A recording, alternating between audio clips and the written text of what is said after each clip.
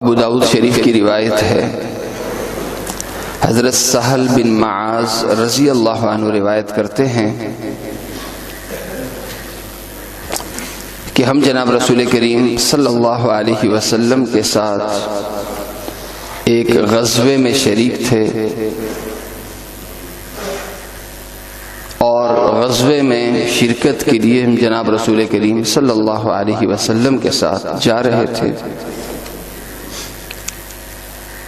تو ایک مقام پر جناب رسول کریم صلی اللہ علیہ وسلم نے آرام کرنے کا حکم فرمایا کہ آرام کر لیں گے، کھانا کھا لیں گے اور نماز پڑھ کے پھر سفر شروع کریں گے۔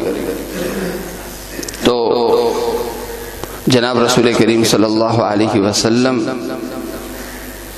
کے کہنے پر حضرات صحابہ کرام رضوان اللہ علیہم اجمعین نے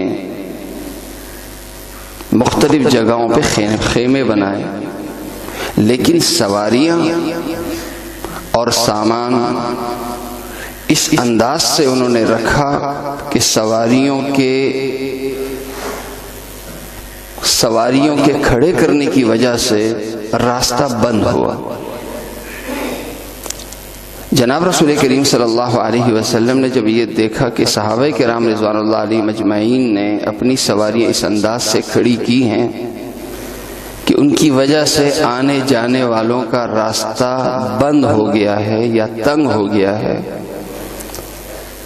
اس پر رسول کریم صلی اللہ علیہ وسلم نے ایک صحابی کو بھیجا کہ جا کے حضرات صحابہ کرام رضوان اللہ علیہ اجمعین میں اعلان کریں۔ وہ اعلان یہ تھا، ان من ضیق منزلا او قطع طریقا فلا جہاد له۔ اچھی طرح سن لو کہ جس شخص نے جگہ تنگ کی یا اس نے روکا راستے کو،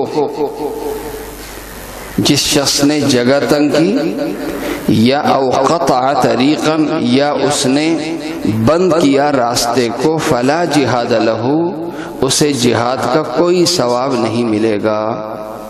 جس شخص نے جگہ کو تنگ کیا یا راستے کو بند کیا، فلا جہاد له، اسے جہاد کا کوئی ثواب نہیں ملے گا۔ جا رہے ہیں جہاد کے لیے، وہ بھی جناب رسول کریم صلی اللہ علیہ وسلم کی معیت میں، فرمایا کہ دین کے کام کو دین کے طریقے سے کرو۔ راستے میں چلتے ہوئے بھی پابندی کہ تمہاری وجہ سے کسی انسان کو بلکہ کیا کسی حیوان کو ضرر نہ ہونے پائے۔ اگر تمہاری وجہ سے کسی کو ضرر ہوگا تو تمہیں میرے ساتھ جہاد کا بھی ثواب نہیں ملے گا۔ اسی بنیاد پر اگر آج ہم دیکھ لیں، ہم بھی نماز پڑھنے کے لیے آتے ہیں، نماز پڑھنے کے لیے جب آتے ہیں تو جس طرح ایک شرط یہ ہے کہ وضو کے بغیر نماز نہیں ہوتی، وضو ضروری ہے، اسی طرح یہ بھی ضروری ہے کہ ہمارے آنے کی وجہ سے، گاڑی پارک کرنے کی وجہ سے گزرنے والوں کو تکلیف نہ ہو۔ گزرنے والوں کو اگر نمازی حضرات کی وجہ سے تکلیف ہوگی، اس بنیاد پر کہ گاڑی پارک کرنے میں ہم سے بے احتیاطی اگر ہو جائے تو ایسی صورت میں نماز اگرچہ ہم پڑھ لیں گے لیکن نماز اللہ کے ہاں قبول نہیں ہوگی، اس نماز کا ہمیں کوئی ثواب نہیں ملے گا۔ اللہ تبارک و تعالی مجھے اور آپ سب کو عمل کرنے کی توفیق عطا فرمائے۔ الحمدللہ رب العالمین۔